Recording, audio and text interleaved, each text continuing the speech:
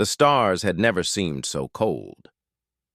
Captain Park Do-won stood alone on the bridge of the endless dawn, staring at the message that had just arrived. His hands did not shake. His face did not change. But something inside him broke quietly, like ice cracking beneath still water. The message was from the Galactic Confederation, the great alliance of alien species that ruled the known universe. Humanity had been part of this alliance for 200 years, always at the bottom, always treated like children who did not belong at the adult table. But they had been part of it. They had believed they mattered. The message proved them wrong. Humanity is deemed non-essential. No aid will be rendered. May your species find peace in extinction. Do-won read it 3 times. Each time, the words meant the same thing. Earth was dying, and no one was coming to help. The Vethrak swarm had arrived 3 weeks ago. Do-won had seen the first reports before the endless dawn jumped into deep space, carrying 50,000 sleeping colonists toward a new world. The Vethrak were monsters. They moved from planet to planet like locusts, eating everything, destroying everything, leaving nothing but empty rock behind. They had attacked Earth without warning, and Earth had begged the Confederation for help. The Confederation had voted no. Do-won turned away from the screen and walked to the window. Outside, the stars stretched forever in every direction. Somewhere behind him, millions of light years away, his home was burning. His sister was there, his old friends from the military academy, the coffee shop on the corner where he used to sit every morning, the ocean where his father had taught him to swim. All of it was dying, and he could do nothing but watch the distance grow. The door opened behind him. Dr. Yoon Soo-jin entered, her face pale. She was the ship's chief science officer, a woman who had spent her life studying alien life forms. She had believed in the Confederation. She had believed that knowledge and cooperation could bring species together. "You saw it," Do-won said. It was not a question. "I saw it." Soo-jin's voice was steady, but her eyes were red. "The final transmissions from Earth just came through. Do you want to see them?" Do-won did not want to see them, but he was the captain. He had to know. They watched together in silence. The transmissions showed cities in flames, ships falling from the sky, people running through streets filled with smoke and screaming. Soldiers firing weapons that did nothing against the swarm's endless numbers. A mother holding her children, telling them to be brave. An old man standing on a rooftop, playing a violin as the world ended around him. Then static. Then nothing. Soo-jin wiped her eyes. The Confederation could have stopped this. They have the ships. They have the weapons. They just chose not to use them. "We were not important enough," Do-won said. "We were human. That was our crime." The door opened again. Lieutenant Kong Ji-hye entered, followed by engineer Baek Tae-soo. Ji-hye was the head of security, a woman who had served in Earth's military for 20 years before joining the colony mission. Her face was hard as stone, but her hands were clenched into fists. Tae-soo was younger, an optimist who always found something to smile about. He was not smiling now. "The crew knows," Ji-hye said. "Word is spreading.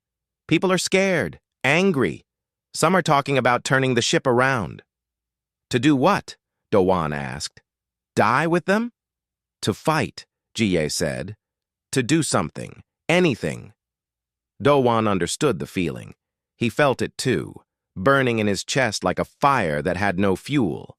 But he was the captain. He had 50,000 lives depending on him, 50,000 humans who were now the last of their kind. "Wake the council members," he said. "We need to address everyone." An hour later, Do-won stood in the great hall of the endless dawn. Around him, thousands of colonists had gathered, pulled from their sleep to hear news they never expected. More watched through screens in other parts of the ship. 50,000 faces, 50,000 hearts. The last humans in the universe. Dowan looked at them and felt something new growing inside him. Not grief, not anger, something stronger, something that felt like steel being forged in fire. "You have heard the news," he began. "Earth is gone. The Confederation has abandoned us. They called us weak. They called us unimportant. They said we were not worth saving." He paused. The silence was heavy. "They were wrong." His voice grew stronger now. "They looked at us and saw a young species with short lives and fragile bodies. They saw creatures who had only been in space for a few centuries. They did not see what I see when I look at you." Dowan stepped forward. "I see survivors. I see a species that crawled out of caves and reached for the stars. I see people who never stopped fighting, never stopped dreaming, never stopped believing that tomorrow could be better than today. Earth is gone, but humanity is not." He pointed toward the window, toward the endless darkness of space. "Out there is a planet called Threshold 7. The Confederation gave it to us because they thought it was worthless, but it is ours, and we will make it our home. We will build, we will grow, we will remember everyone we lost, and we will make them proud." His voice dropped to a whisper that somehow filled the entire hall. "And one day, the galaxy will remember the species they abandoned. They will remember what humanity became. Not victims, not refugees, survivors." The hall was silent for a long moment. Then someone began to clap. Others joined. The sound grew until it filled the air like thunder. Dowan turned to Sujin. She was looking at her data pad, her face strange. "Captain," she said quietly, "I have been studying the sensor data from Threshold 7.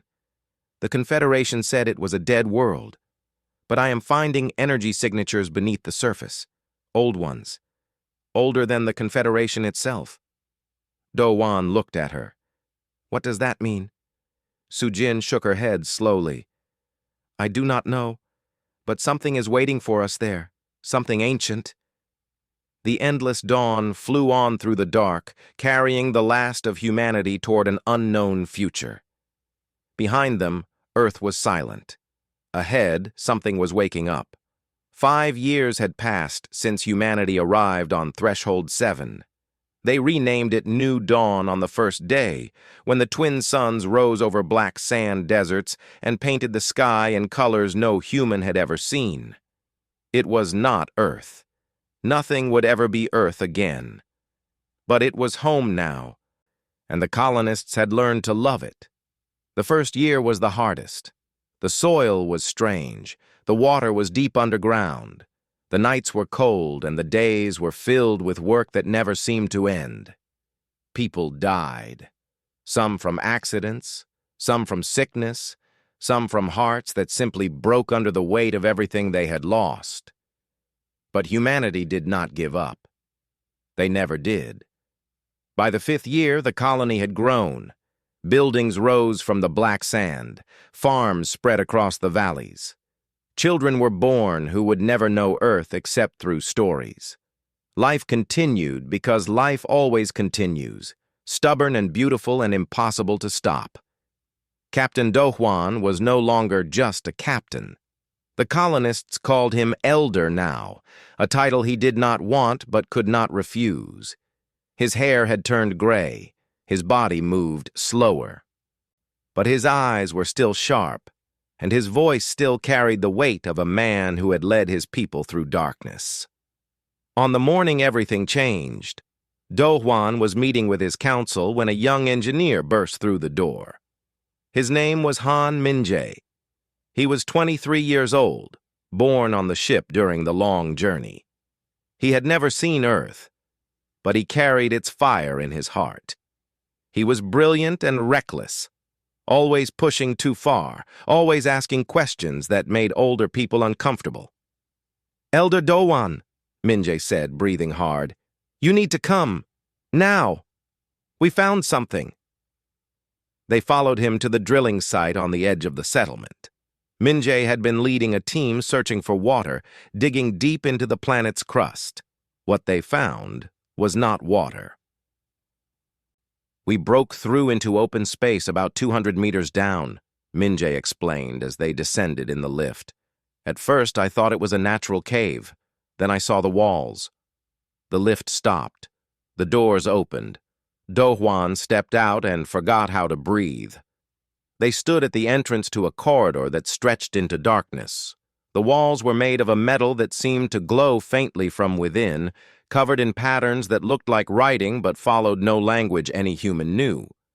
The ceiling rose high above them, designed for beings much taller than humans. The air was cold and still, untouched for ages beyond counting. "This is not natural," Dr. Sujin whispered. She had come down with them, her scientific mind already racing. This was built, but by who? "The Confederation has no records of any species in this region." Elder Oh Sun-hee stepped forward. She was the oldest colonist, a historian who had spent her life studying the stories of alien civilizations. Her eyes moved across the strange writing on the walls. "I recognize some of these symbols," she said slowly. "They appear in the oldest records of the Confederation, in stories they tell about the time before. The precursors." "The precursors are a myth," Sujin said. "Every myth begins with truth." Sun-hee touched the wall gently. "The stories say they were the first. They seeded life across the galaxy billions of years ago. Then they vanished, leaving nothing behind but ruins and mysteries." "Until now," Do-hwan said. They walked deeper into the complex. The corridors branched and twisted, leading to chambers filled with machines no one understood. Everything was dark, but the walls provided enough light to see. It felt like walking through the bones of a sleeping giant. Finally, they reached the heart. The chamber was circular, vast, with a ceiling that disappeared into shadow. In the center stood a device that hurt the eyes to look at directly. It was made of crystal and light, constantly shifting, constantly changing, like a frozen moment of an explosion that never ended. "The inheritance engine," Sun-hee breathed. "The legends speak of it, a gift left for those who proved themselves worthy." Sujin approached it carefully. Her instruments went wild, detecting energy signatures that should not exist. "It is reading us," she said, "scanning our biology, our neural patterns.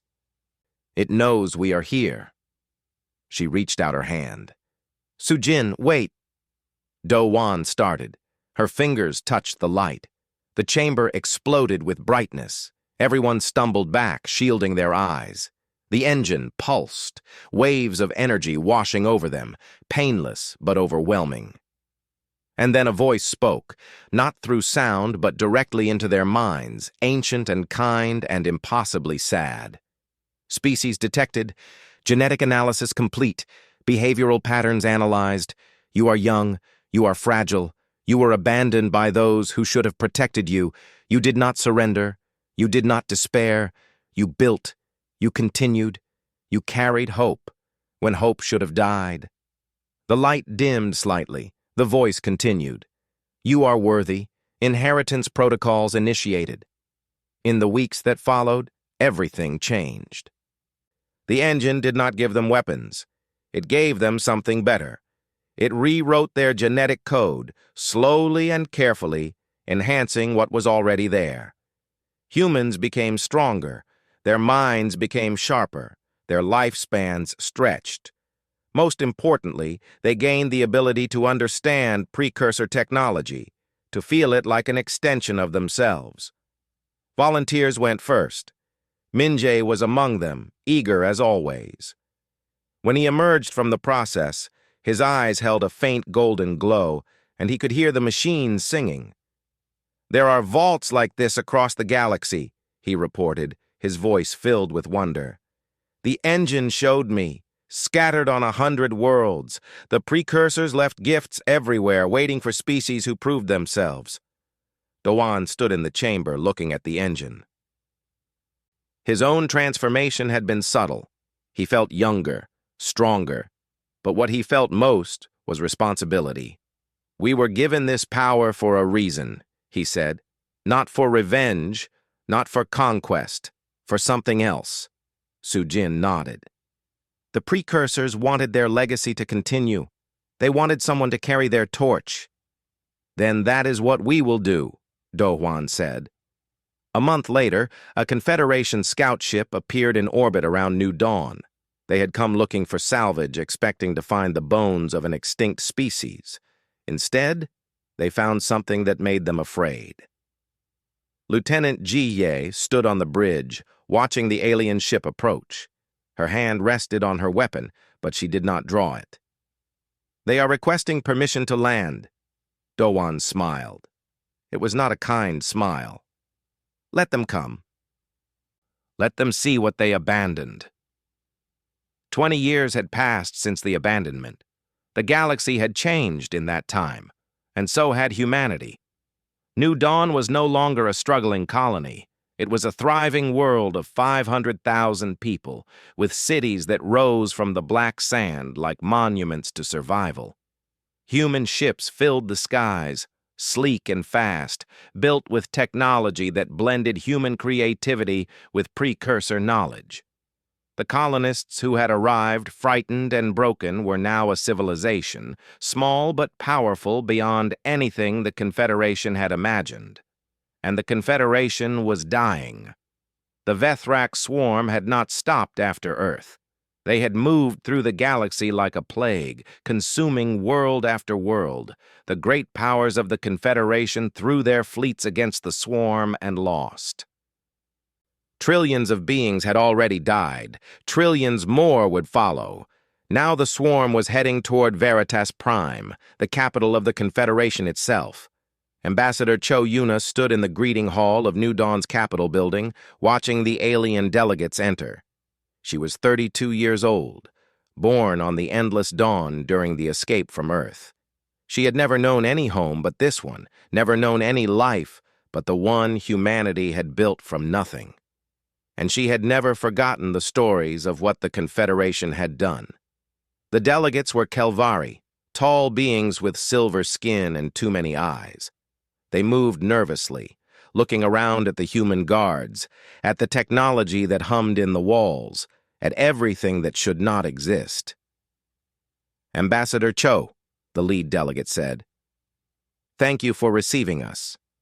We come on behalf of the Confederation Council with an urgent request." "I know why you are here," Yuna said. Her voice was calm but cold. "The swarm is coming for your capital. Your fleets are broken. Your people are dying.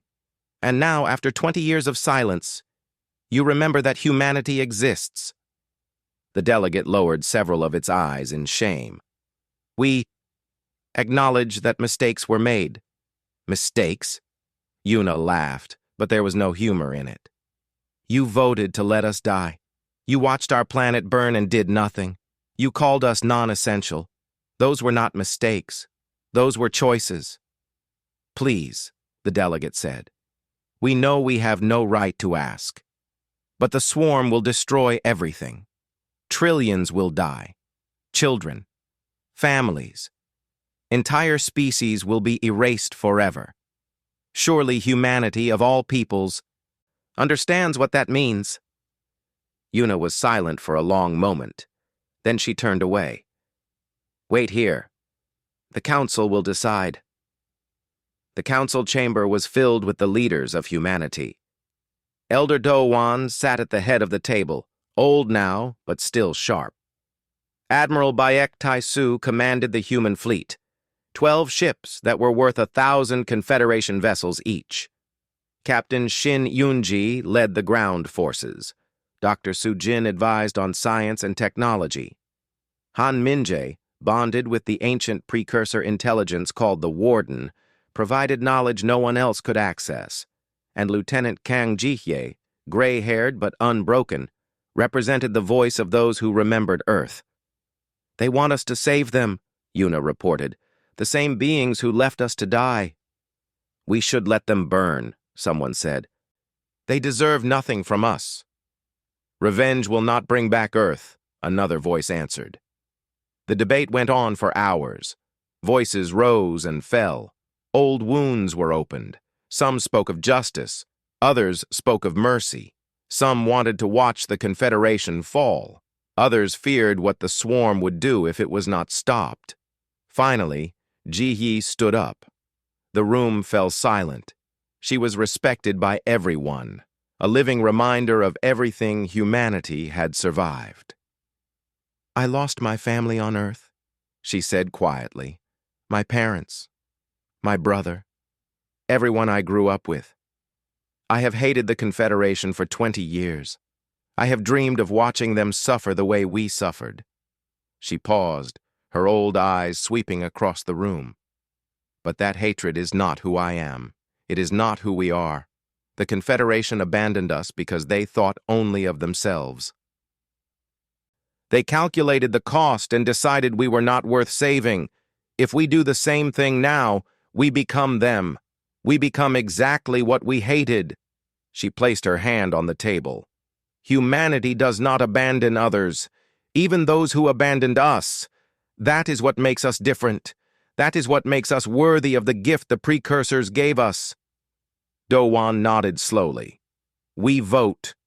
All in favor of intervention?" The vote was not unanimous, but it was enough. 3 days later, the human fleet gathered in orbit around New Dawn. 12 ships, small compared to the massive vessels of the Confederation, but each one carried weapons that could tear through swarm bioships like paper.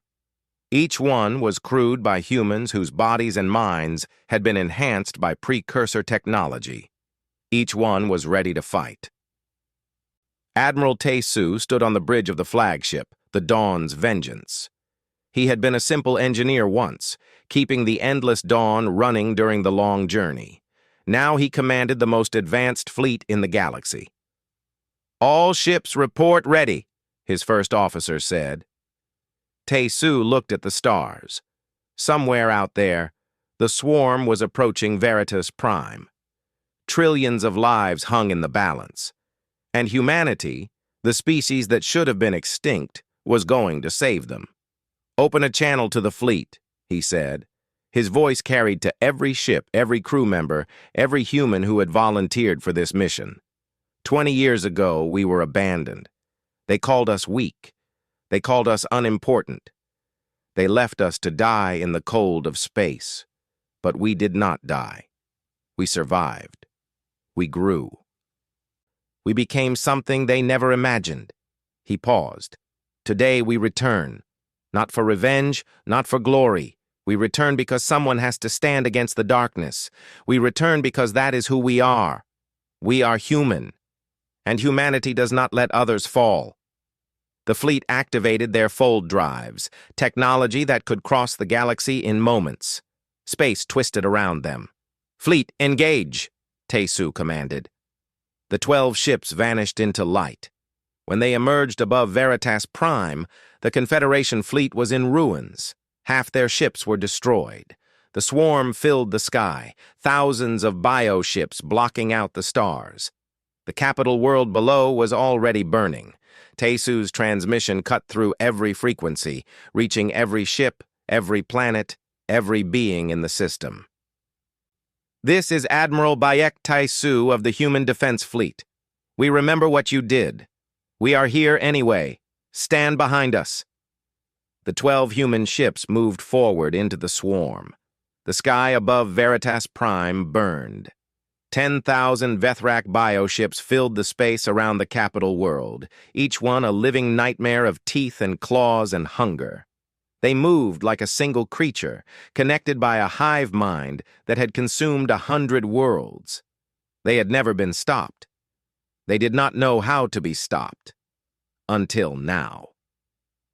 Admiral Tae-Soo watched the tactical display as his 12 ships carved through the swarm. The Dawn's Vengeance led the formation, its resonance cannons firing in precise bursts. Each shot disrupted organic matter at the molecular level, and each shot found its target. Bioships exploded, others twisted and broke apart. The swarm screamed in frequencies that no human could hear. Enemy formation breaking left, his tactical officer reported. They are trying to surround us. Let them try, Taesu said. All ships, pattern Delta. Show them what human coordination looks like. The 12 ships moved as one, weaving through the swarm like dancers in a hurricane. They were outnumbered 1,000 to 1, but numbers meant nothing against speed, precision, and technology the swarm could not understand. Where the Confederation fleet had thrown everything they had and failed, the humans cut through like a blade through water.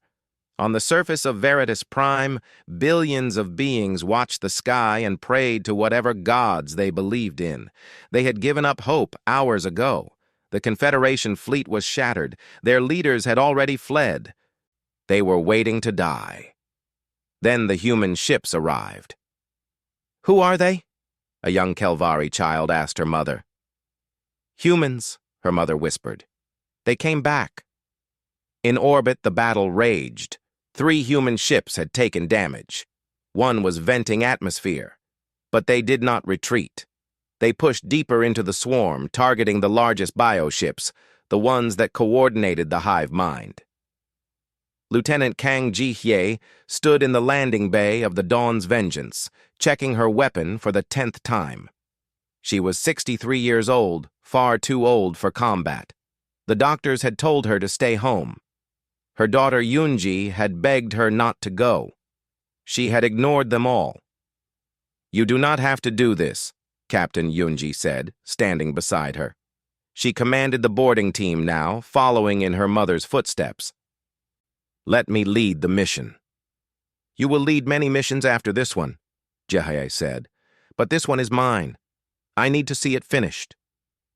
The mission was simple and impossible. Deep within the swarm was a central command organism, a massive bioship that served as the brain of the hive mind. If they could plant a neural disruptor inside it, they could sever the connection between the swarm's ships. Without coordination, the swarm would fall into chaos. The shuttle launched, carrying Ji-hye and 30 of humanity's best soldiers. They flew through a storm of bioships, dodging attacks that would have destroyed any other vessel. Their pilot was Han Min-jae, his mind connected to the ship through precursor technology, reacting faster than any normal human could. We are approaching the target, Min-jae said. 30 seconds to contact. Ji-hye looked at her team. Young faces, determined faces. They had all volunteered for a mission that would probably kill them. Listen to me, she said. Today we fight for more than ourselves.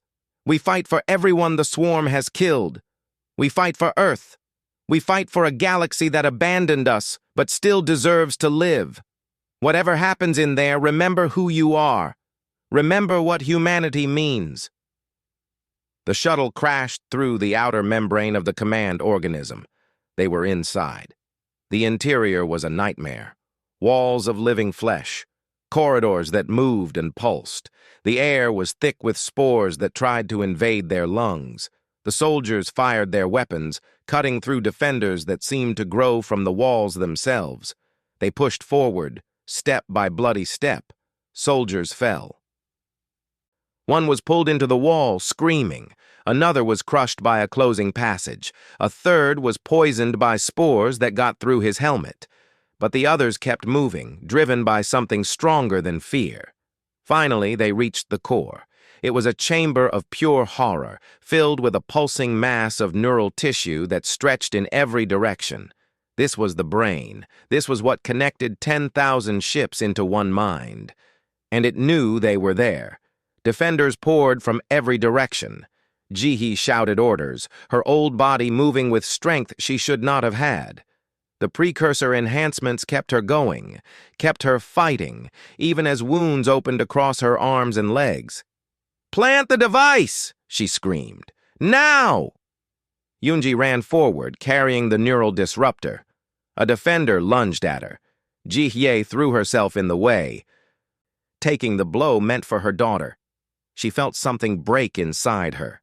She fell. "Mother!" "Finish it!" Ji-hye gasped. "Finish it now!"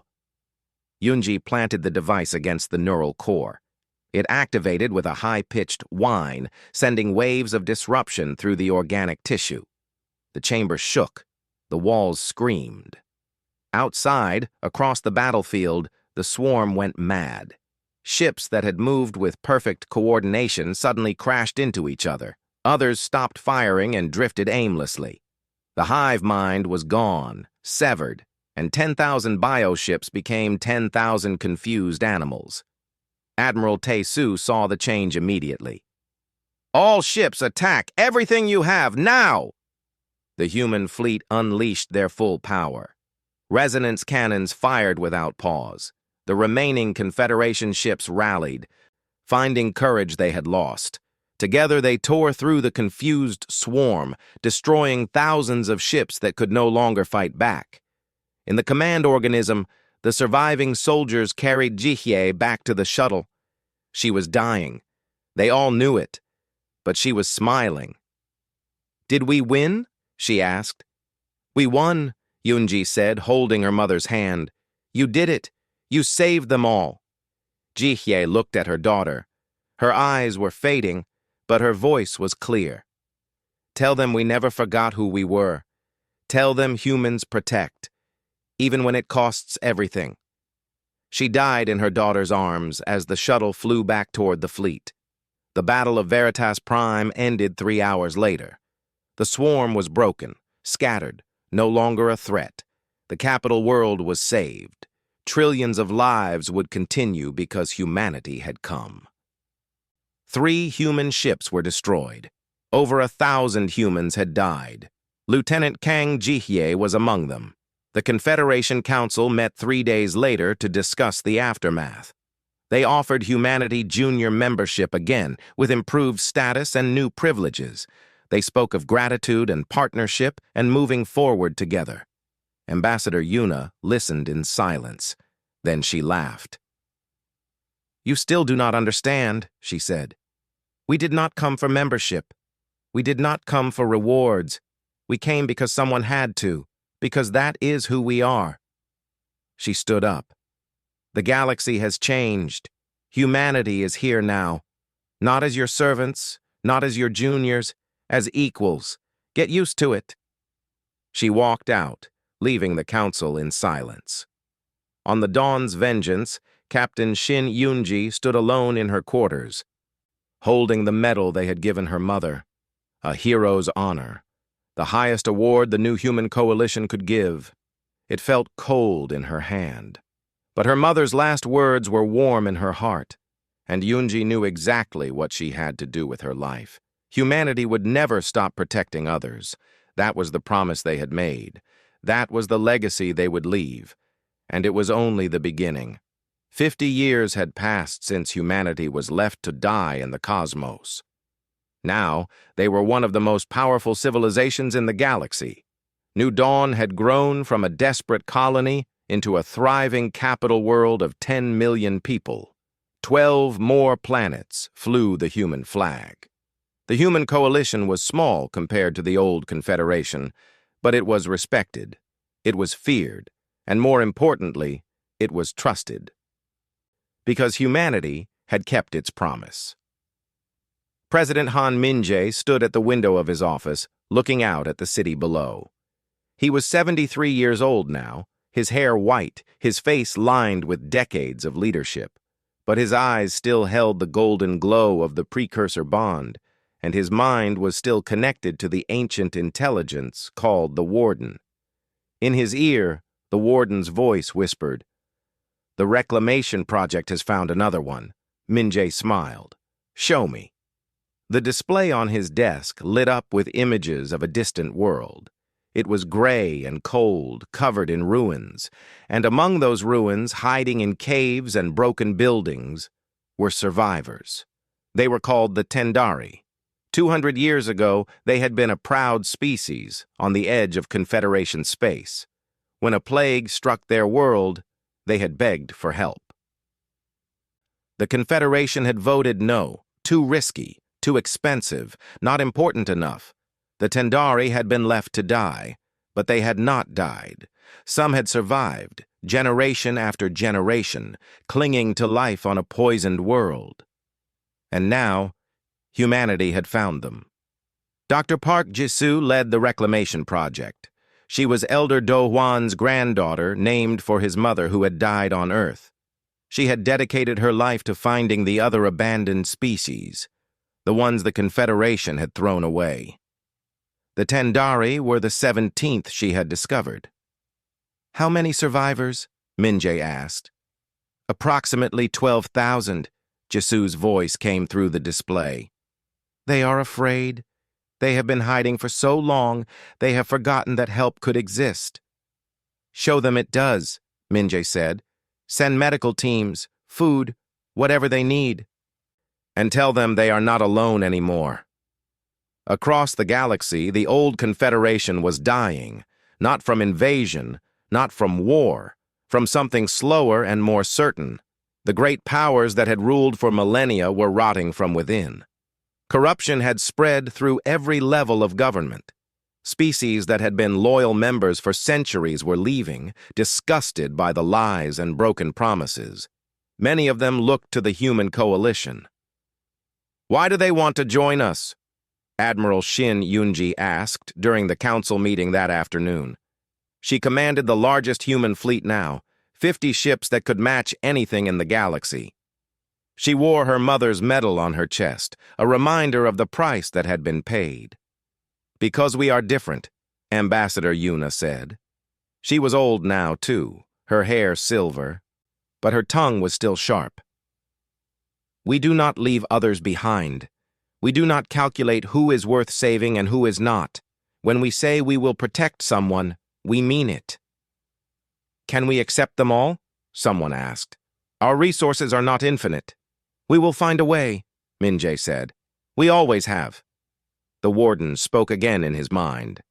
"President Min-jae, I have completed the analysis you requested." Min-jae nodded. He had been waiting for this. "Show everyone," he said. The display shifted to show a map of the galaxy. Scattered across it were 9 points of light. "The precursors left their vaults on many worlds," Min-jae explained. "New Dawn was only one. We have now confirmed 9 others. Each one is keyed to a different species, waiting for them to prove themselves worthy." The council stared at the map. "We were not special," Min-jae continued. "We were simply first. The precursors believed that worthiness is not about power or age or size. It is about character. It is about what a species does when everything is taken from them. Do they give up? Do they become cruel? Or do they rise and reach back to lift others?" He looked around the table at the leaders of humanity. Old friends, new allies, all of them changed by the journey that had brought them here. "We were tested, and we passed.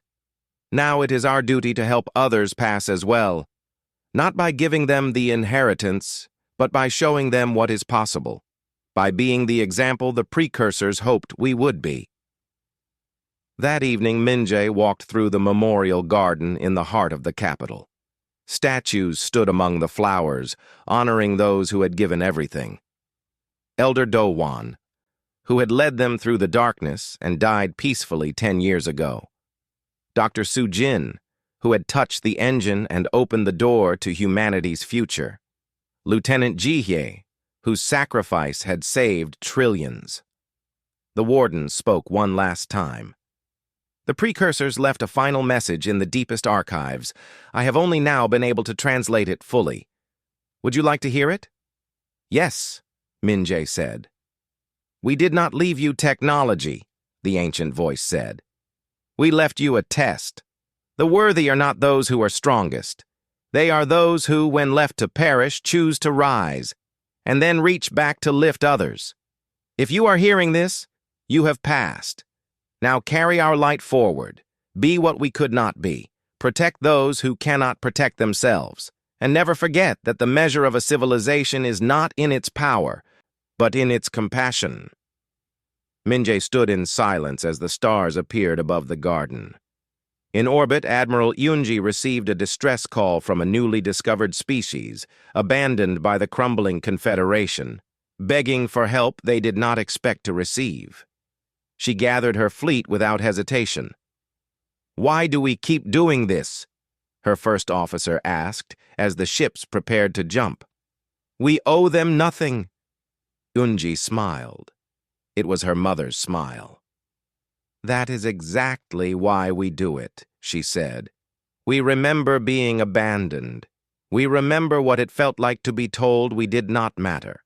We will never let another species feel that alone." The fleet jumped into fold space, carrying hope to another forgotten corner of the cosmos. On New Dawn, children played in the streets of cities that should never have existed.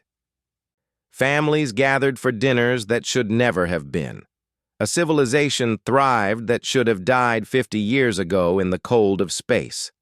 They called themselves the Inheritors now, not because they had inherited power, but because they had inherited a purpose. The galaxy had abandoned them.